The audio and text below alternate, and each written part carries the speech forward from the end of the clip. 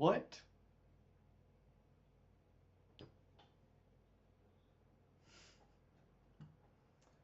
Okay, man.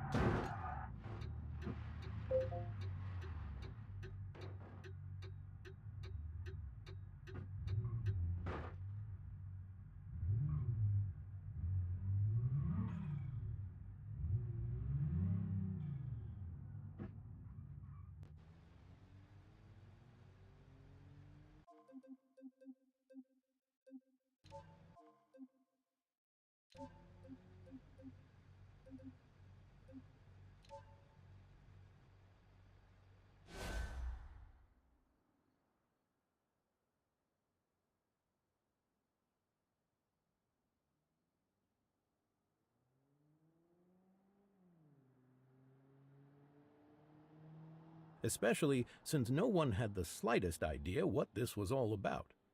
Mac shrugged off her concern. In fact, he thought, it might soon be time to lay it out more publicly. 4.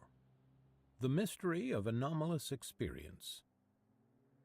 Wesley Boyd, 6'3" with a beard and ponytail, was in his final months of medical school at the University of North Carolina, Chapel Hill, while also completing a doctorate in religion and culture. The elemental duality, science and soul, the mirror and the lamp.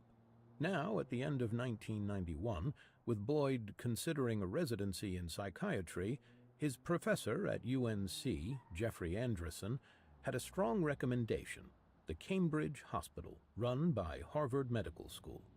That's where his favorite psychiatry teacher at Massachusetts Mental Health Center, Mass Mental, once known as Boston Psychopathic Hospital, or the Psycho, was teaching now. John Mack, Anderson said, was brilliant. Tall and restless, with cobalt eyes and a spiritual, intellectual, and sexual chemistry, he had been Anderson's idol. At a time when Cambridge was a blue-collar healthcare wasteland where the only mental illness problem was considered Harvard, Mack, bursting with enthusiasm, had convinced the chairman of the Harvard Department of Psychiatry in Boston to leap the Charles River and adopt the forlorn hospital. Soon, under Mack, the struggling community was blessed with mental health clinics and addiction treatment centers and counseling for poor children, and the Cambridge Hospital began winning awards.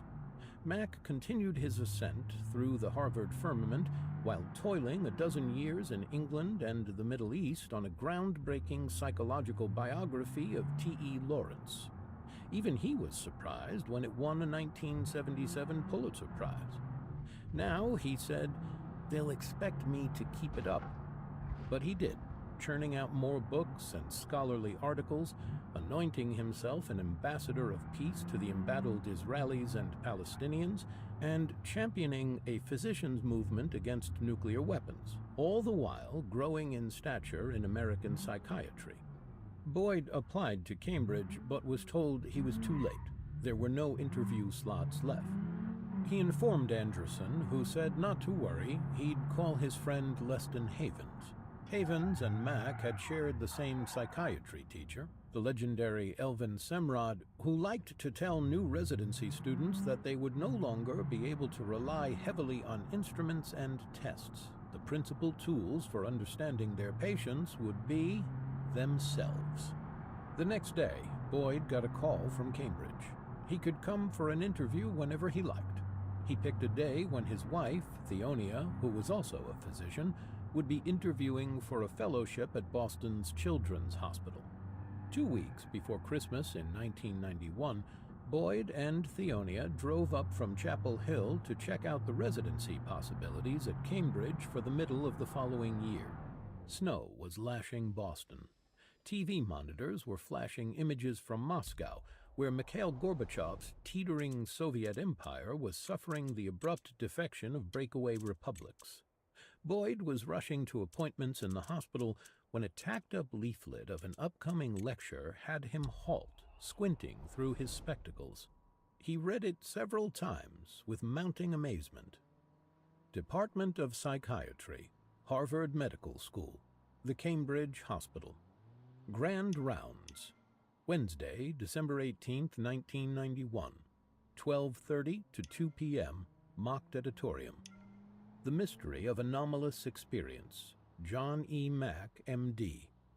During the past 30 years, thousands of adults and children have reported that they have been visited by humanoid beings, taken into unusual spacecraft, and subjected to a variety of medical-like procedures. Dr. Mack will report his 2-year experience with more than 30 of these individuals. To his surprise, they appear to fit into no identifiable psychiatric or psychosocial category.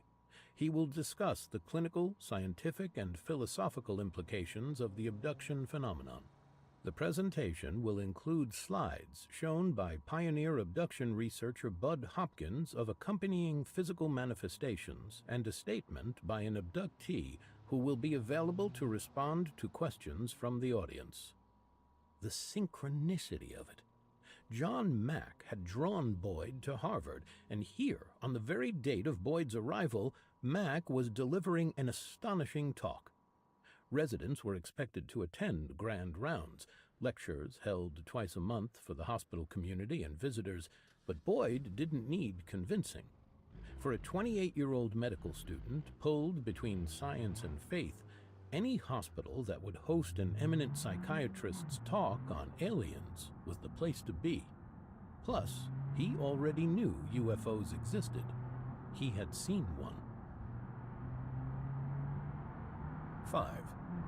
Have we visitors from space? Flying saucers had been all the rage for almost half a century, starting, by common reckoning, on June 24, 1947. Shortly before 3 o'clock in the afternoon, the pilot of a small single-engine plane over southwestern Washington spotted a tremendously bright flash, and then a chain of 9 peculiar-looking aircraft approaching Mount Rainier. Kenneth Arnold, a 32-year-old fire control engineer with his own firefighting equipment company in Boise, Idaho, had been flying on business from Chehalis, Washington to Yakima when he heard that a C-46 Marine transport had gone down around the southwest side of Rainier in the rugged Cascades east of Seattle, with a posted reward of $5,000 for finding the wreckage. Arnold was an experienced pilot with up to 100 hours of airtime a month.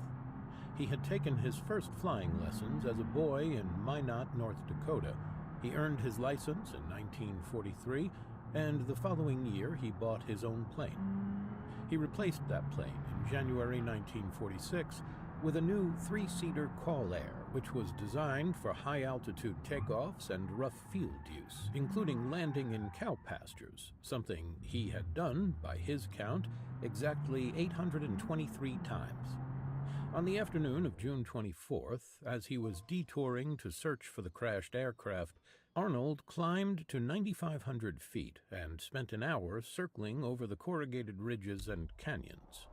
Not spotting anything, he turned above the old mining town of Mineral, trimming out for Yakima, the atmosphere so glassy the little plane all but flew itself.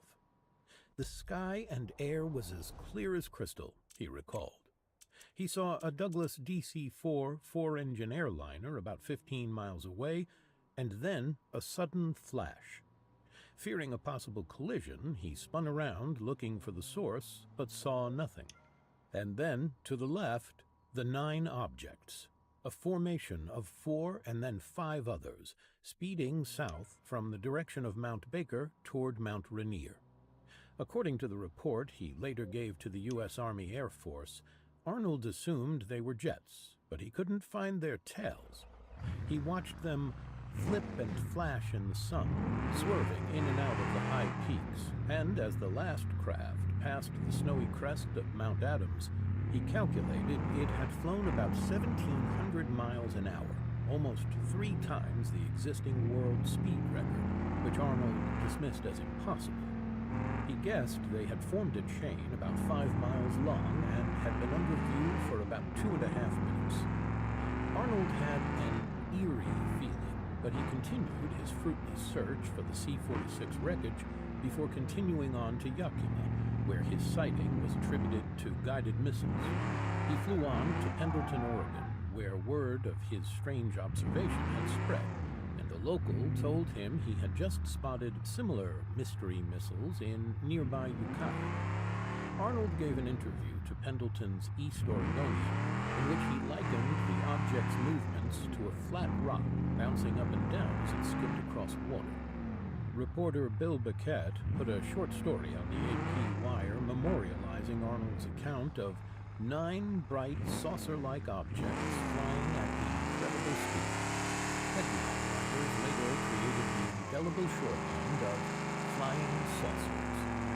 Strikingly, though, at least 20 other witnesses, all but 2 in the Pacific Northwest, reported seeing similar flying discs on June 24th, the day of Arnold's encounter. One was a Portland prospector, Fred M. Johnson, who told the FBI he was 5,000 feet up in the Cascade Mountains when he spotted a flying disc, and then 5 or 6 others, about 1,000 feet away. He viewed one through a small telescope he carried and picked out some details. The silent object, he said, sent his compass needle gyrating higher. Arnold later had 7 other sightings and would run, unsuccessfully, in an Idaho Republican primary for lieutenant governor. He was often a target of ridicule, to which he reacted bitterly. "Call me Einstein or Flash Gordon or just a screwball," he said. "I'm absolutely certain of what I saw." The event came to be seen as ushering in the flying saucer era, although prodigious scholarship took the origins back to the mists of time, with ancient annals memorializing hierophanies, manifestations of the sacred, since early antiquity. As theology or folklore, they had been consigned to the mythical, but the modern era brought a growing technological immediacy to the ever more closely reported phenomenon. These historical experiences began to acquire a physicality. The 19th century saw waves of airship sightings around the United States, where no balloon-like vehicles were known to fly yet, although patents had been applied for. Heavier-than-air powered flight would not arrive until the Wright brothers in 1903. Puzzlingly, these propeller-driven craft seemed to fly slowly, as if keeping just one step ahead of current know-how. More bizarrely, they were sometimes reported to land human-like passengers for chit-chats with astonished Earthlings. One mysterious visitor kept recurring, a certain Wilson. According to research by UFO historian Jerome Clark, later author of the exhaustive 1,462-page two-volume The UFO Encyclopedia, a Texas farmer named J.R. Ligon and his son saw a huge airship in a pasture adjoining their farm outside Beaumont on April 19, 1897. They described it as about 130 feet long and 20 feet wide, with wings on either side and propellers fore and aft. As the Houston Post reported, 4 men stood around the craft and requested water. One introduced himself as Wilson. They said they had just flown over the Gulf of Mexico and were returning to Iowa, where they had built their ship. Amazingly, the Post went on to report, J.R. then seemed to have built a replica of the machine in time to parade it through Beaumont on the 4th of July. The tale might have been written off as a hoax, but for a respected Beaumont rabbi, Aaron Levy, who, while visiting New Orleans on April 1897, told the Times-Picayune he too had seen the original airship of Ligon's farm and shaken hands with one of its crewmen. The same day as Ligon's sighting, a Mississippi man, George Dunlap, said he had seen an airship flying over Lake Charles, Louisiana, not far from Beaumont, with an unearthly whistle that frightened his horses, throwing him from his buggy. The ship landed, and 4 occupants rushed out to see if Dunlap was hurt. The owner, Dunlap reported, was named Wilson. The next day, April 20th, in Uvalde, Texas, 360 miles southwest of Beaumont, Sheriff H.W. Baylor found an airship with large fins and 3 crewmen near his house, according to the Galveston News. One introduced himself as Wilson from Goshen, New York, and formerly Fort Worth, Texas. Wilson mentioned the name of another Texas sheriff he knew, and Baylor knew him. Wilson drew water from Baylor's hydrant and flew off. Deluged with questions, Baylor later insisted he had never seen an airship and went on to order that the news reporter who had perpetrated the yarn be shot. But then, yet another sheriff in the Rio Grande Valley told the San Antonio Express that he had encountered a landed airship with 3 men who had just come from Sheriff Baylor in Uvalde. Jerome Clark tracked down 3 other similar newspaper accounts. But spookily, he said, no trace of Wilson ever turned up in Goshen, Fort Worth, or anywhere else. If the mystery airships were not the physical aircraft of the coming 20th century, they were not entirely imaginary either, Clark wrote. They were only partly imaginary. They sailed both sides of the borderline between the merely conceived and the vividly experienced, in the fashion of all fantastic phenomena that escape the page or the screen or the tale, to appear before us in guises that lead us to think we recognize them while yet being blind to their inscrutable and elusive identity. As Clark saw it, UFOs were an event phenomenon. They were potentially explainable, although not yet explained, and accompanied by fragmentary physical evidence that never seemed to go anywhere. Clark, a devotee of the mischievous anomalist Charles Fort, who said, "except only temporarily," was cautiously withholding judgment on the nature of the experience, which seemed akin to ancient folk tales of fairies, gods, and demons. "Nothing has ever been finally found out," wrote Fort in the Book of the Damned, "because there is nothing final to find out. It's like looking for a needle that no one ever lost in a haystack that never was." In Clark's own case, 3 highly credible adult members of his family, who had vacationed years before at their cabin on Pickerel Lake in northeastern South Dakota, had looked out over the water one day to see, undulating on the surface, an immense sea serpent some 50 feet long and 2 feet in diameter, with a head they later likened to the figurehead of a Viking dragon ship. Then it slipped below the waves and vanished. The 19th century, Clark found, was replete with such sightings at many bodies of water. His family's encounter was, in all likelihood, somehow imaginary, he wrote in Fortean Times, but not only imaginary. It was both there and not there, blurring ontological categories in defiance of all our understandings of how things operate in the world. Before Ken Arnold's sighting, World War II pilots had reported encountering transparent metallic glowing fireballs over the European and Pacific theaters. Americans assumed they were enemy aircraft and dubbed them Foo Fighters, perhaps a corruption of the French feu for fire, or just a nonsense term from the troops' all-purpose foobar, fucked up beyond all recognition. But German and Japanese pilots seemed to have encountered them too. Among those who marveled at these mysterious flying craft was a decorated veteran of Guadalcanal, Rear Admiral Donald James Ramsey. After the war, he would confide the encounters to his daughter, Anne Cuvelier, who turned her family's 1869 Bayside mansion in Newport, Rhode Island, into a Victorian inn, where years later John Mack and Bud Hopkins and their experiencers would gather for private summer retreats to socialize free of ridicule and share abduction stories. Within a year of the final Allied victory in 1945, a wave of sightings convulsed Scandinavia. Rumors of ghost rockets panicked Swedish officials who held secret meetings with Navy Secretary James Forrestal and war hero Jimmy Doolittle, a survivor of America's first suicidal strike at the Japanese homeland 4 months after Pearl Harbor. Fears that the Russians were experimenting with captured German rockets proved baseless. Years later, when Sweden opened its files, reports of more than 1,500 sightings emerged. Similar accounts, forever unexplained, poured out of Hungary, Greece, Morocco, and Portugal. The year of Arnold's sighting saw the most fabled American incident: the Air Force's reported recovery of a flying disc near Roswell, New Mexico. The opening facts seemed simple enough, but the affair soon ballooned into a mythic affair, generating endless investigation, countless pop culture touchstones, and incessant commercial exploitation.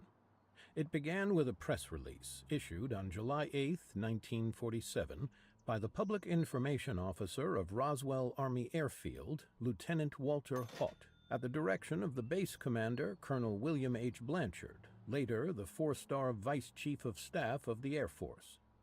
The many rumors regarding the flying discs became a reality yesterday when the intelligence officer of the 509th Atomic Bomb Group of the 8th Air Force, Roswell Army Airfield, was fortunate enough to gain possession of a disc through the cooperation of one of the ranchers and the sheriff's office of Chavez County.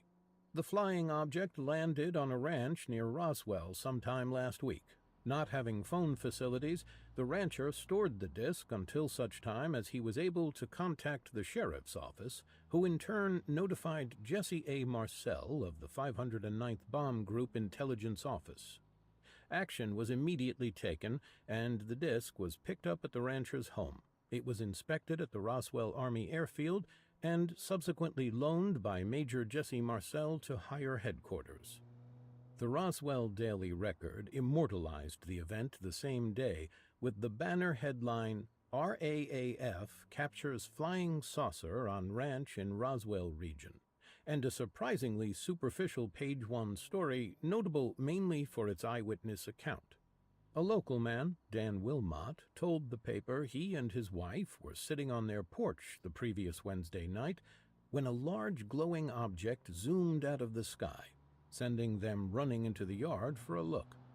He described it as oval in shape, like 2 inverted saucers faced mouth to mouth, or like 2 old-type wash bowls placed together, perhaps 15 to 20 feet in diameter, and glowing as though light were showing through from inside. Wilmot remembered it as silent, but his wife recalled a brief swishing sound. They kept the experience to themselves, hoping someone else would come forward. When no one did, they decided to go public, just as the press release was issued. But later that day, Roger M. Ramsey, commanding general of the U.S. 8th Air Force in Fort Worth, Texas, announced that the recovered object had been a crashed radar-tracking weather balloon. The striking discrepancy and conflicting reports of other witnesses, including the supposed recovery of alien bodies, as recounted in numerous books and never convincingly laid to rest, fed conspiracy theories of a government cover-up that have never abated. Among those fueling the suspicions was Brigadier General Arthur Exon, then a colonel stationed at Wright Field at Dayton, Ohio, and later a commanding officer at Wright-Patterson Air Force Base, where recovered material and even alien bodies from the crash were rumored to have been taken, according to accounts Exon said he had heard from witnesses and that he regarded as credible. He later shared the stories with a friend, who in turn passed them on to his nephew, Whitley Strieber, who would later write one of the most popular abduction books, Communion. The Roswell mystique only grew with disclosure that the 509th Bomb Group that took custody of the wreckage was successor of the unit that conducted the atomic bombings of Hiroshima and Nagasaki 2 years before. Over the years, as Roswell parlayed the mystery into a lucrative tourism industry, many public officials sought closure, to no avail. In a 1994 radio interview 30 years after his lost race for president, Republican Senator Barry M. Goldwater of Arizona said he had been intrigued enough to seek access to Wright-Patterson through Air Force General Curtis LeMay, mastermind of the firebombing of wartime Japan, commander of America's nuclear strike force, and vice presidential running mate of George Wallace in 1968. LeMay, Goldwater recalled, got madder than hell at me, cussed me out, and said, "Don't ever ask me that question again." Administrative records and outgoing messages of the Roswell Army Airfield between 1945 and 1949 ended up destroyed without explanation. But soon it emerged that the mythologized Roswell crash was hardly unique. Jerome Clark later compiled dozens of other accounts of crashed craft all over the world, followed, in many cases, by the supposed retrieval of alien bodies. They all shared one thing in common: the absence of convincing artifacts or corpses. As the waves of sightings around the nation continued, some 700 were recorded from 1947 to 1951, General Nathan D. Twining, chief of the Air Materiel Command at Wright Field, called the phenomenon something real and not visionary or fictitious. It was possible, he said, that some of the incidents could be attributed to meteors or other natural phenomena, but the extreme and suspicious operating characteristics lend belief to the possibility that some of the objects are controlled either manually, automatically, or remotely. With that, the Air Force opened its first secret investigation of the mystery, Project Saucer, soon renamed Project Sign. Its staff included a 37-year-old astronomer from the Department of Physics and Astronomy at Ohio State University, Joseph Allen Hynek, who dismissed flying saucers as utterly ridiculous. The Air Force reconstituted the inquiry as the oddly named Project Grudge, under a well-regarded and open-minded Air Force officer, Captain Edward J. Ruppelt, who was credited with coining the phrase unidentified flying object because so many of them didn't look like saucers. Meanwhile, True, the best-selling men's magazine, called in Donald E. Kehoe, a Naval Academy graduate and combat aviator who had managed Charles A. Lindbergh's triumphal air tour of the United States after his historic 1927 solo nonstop Atlantic crossing. Kehoe's article for True in December 1949, "The Flying Saucers Are Real," which he later expanded into a book, proved a sensation. For the past 175 years, he wrote, the planet Earth has been under systematic, close-range examination by living, intelligent observers from another planet. He told the story of a huge gleaming object reported by the state police flying toward Godman Air Force Base near Fort Knox, Kentucky on January 7, 1948. 3 P-51 fighters scrambled to investigate. Captain Thomas J. Mantell, Jr., the 25-year-old flight leader and a hero of the D-Day bombings at Normandy, radioed to base, "I've sighted the thing. It looks metallic, and it's tremendous in size." He radioed that it was starting to climb, and he was following it. "It's still above me, making my speed or better. I'm going up to 20,000 feet. If I'm no closer, I'll abandon chase." The radio went dead. His plane disintegrated, scattering wreckage all over the landscape. 2 days later, the New York Times carried the AP story headlined, "Flyer Dies Chasing a Flying Saucer." The skeptical Hynek theorized that Mantell had been chasing the planet Venus, or perhaps a high-altitude skyhook balloon. Kehoe, seen as the first to popularize the term UFO, and later the director of the influential and independent National Investigations Committee on Aerial Phenomena, NICAP, concluded that the saucers were indeed alien craft, and that Project Saucer was set up to investigate and at the same time conceal from the public the truth about the saucers. He appealed for full disclosure. "The American people have proved their ability to take incredible things.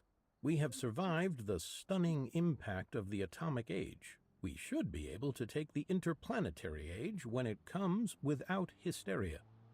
Instead, the Air Force downgraded Project Grudge to show how little there was to get excited about. But in 1952, it reconstituted it under Ruppelt as Project Blue Book. Amid an alarming flurry of sightings over the White House, the Capitol, and the Pentagon, the Air Force called its biggest press conference since World War II. The intelligence chief, Major General John Samford, told reporters the sightings were optical illusions caused by a temperature inversion that made ground lights seem up in the air. Now, the CIA mobilized. In January 1953, according to the agency's own history, it put together a UFO study panel under H.P. Robertson, a noted physicist from the California Institute of Technology, to review the available evidence as a possible danger to national security. It concluded unanimously that there was none, but recommended that the National Security Council debunk UFO reports and work to convince the public via mass media, advertising, schools, and even the Disney organization that there was nothing to them. At the height of the Red Scare, with McCarthyism rampant, the panel also recommended that private UFO groups like the Civilian Flying Saucer Investigators in Los Angeles and the Aerial Phenomena Research Organization in Wisconsin be monitored for subversive activities. Ruppelt quit soon afterward and died of a heart attack in 1960 at age 37. But Blue Book would continue to compile data through 1969, investigating 12,618 sightings, out of which 701 remain unexplained. Henry Luce's popular pictorial weekly Life had started working on a saucer article in 1949, but True scooped them that December. Life soon revived the project, finding an unexpectedly warm welcome in inner sanctums of the Air Force. Clearly, someone very high up favored disclosure for whatever reason and was hoping, too, to gain access to Life's intensive reporting. As one intelligence officer told the magazine, "The higher you go in the Air Force, the more seriously they take the flying saucers." The issue of April 7, 1952, was arresting, and not just for its cover photo introducing a sexy ingenue named Marilyn Monroe. Presenting 10 case studies in a long article quaintly titled, "Have We Visitors from Space?" Life reported that disks, cylinders, and other luminous and solid geometric objects, including globes of green fire, had for years frequented the Earth's atmosphere. Contemporary science could not explain them as natural phenomena, but solely as artificial devices created and operated by a higher intelligence. And no power source on Earth could explain their startling performance. Life went on to present 10 carefully checked and rechecked case histories, including 3 the magazine itself had uncovered. They included the so-called Lubbock Lights of August 25, 1951, when 3 earth science professors spotted a crescent of some 24 lights flashing silently across the West Texas sky. A few nights later, a student captured their images on film, showing, in several exposures, a larger luminosity like a mother craft hovering near its aerial brood. Depending on their distance, the professors calculated, the objects may have been traveling anywhere between 1,800 and 18,000 miles an hour. The Air Force, Life reported, accepted the photos as genuine. In another case, from 1947, a top American astronomer and meteor expert who asked Life for anonymity, but was later identified as Lincoln La Paz of the University of New Mexico, was driving at daytime with his wife and teenage daughters in New Mexico when they all saw a bright, luminous elliptical object wobbling in the clouds. Its sudden ascent, the astronomer said, thoroughly convinced me that we were dealing with an absolutely novel airborne device. Almost 2 years later, another prominent astronomer, Clyde W. Tombaugh, who had discovered Pluto in 1930, was sitting in his backyard in Las Cruces, New Mexico, with his wife and mother-in-law when they all saw something oval aglow with blue-green luminescence and a line of glaring windows rush overhead low and silently, too fast for a plane, too slow for a meteor. All 3 agreed that the object was definitely a solid ship of some kind. In May 1951, 3 technical writers for the Aerophysics Department of North American Aviation's plant outside Los Angeles gaped as some 30 glowing meteor-like objects sprayed out of the east at a point about 45 degrees above the horizon, executed a right-angled turn, and swept across the sky in an undulating vertical formation. The objects, bathed in intense electric blue light, were traveling as fast as 1,700 miles an hour, the writers estimated, and moved with the motion of flat stones skipping across a smooth pond. The same year, on a clear moonlit January night, the control tower at Sioux City Airport detected a bright light above the field. Captain Lawrence W. Vinther and his co-pilot, James B. Bachmeyer, of Mid-Continent Airlines, accompanied a civilian from Air Intelligence to investigate. They were approaching the light in their DC-3 when it frighteningly dived at them before skimming silently over their nose. The 2 pilots lost sight of it, and then